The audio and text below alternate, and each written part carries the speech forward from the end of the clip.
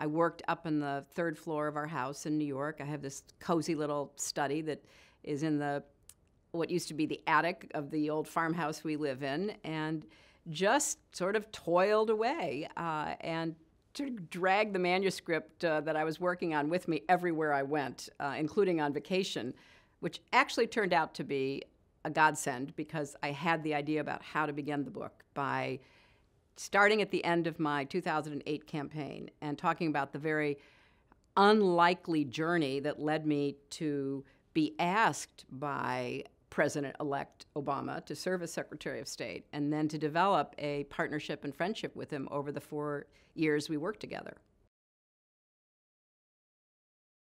I considered a lot of titles. As you might guess, I have a long list of unsolicited suggestions.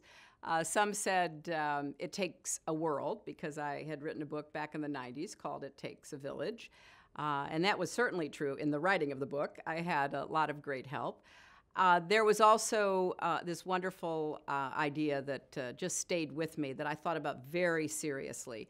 The Scrunchy Chronicles, 112 countries, and it is still all about my hair.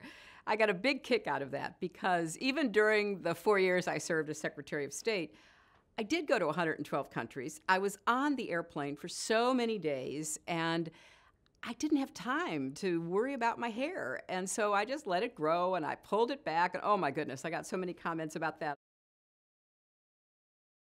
The hardest part was writing it. The hardest part was working on it. I had a great, great team that I could never have done it without. But ultimately, I had to take responsibility for every word. I had to be the one who decided how I wanted to describe a situation, how I thought it fit into my overall view about where America is in the 21st century.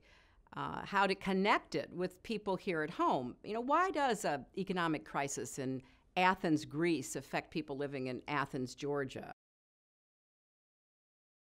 The 4 years were obviously very demanding and involving, but for me personally, the two most important events were my daughter's wedding in late July, July 31st of 2010.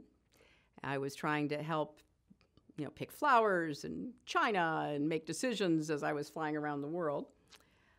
And then my mother's death in November 1st of 2011. So on a personal level, I had the heights and the depths of emotions and experiences. And for both of them, I was incredibly grateful that I could be open enough and ready enough to embrace those experiences while still carrying my responsibilities. And at the end of the day, they're the two most important events of those 4 years. A lot of others come close, but nothing will ever replace the joy and the sorrow that I personally experienced.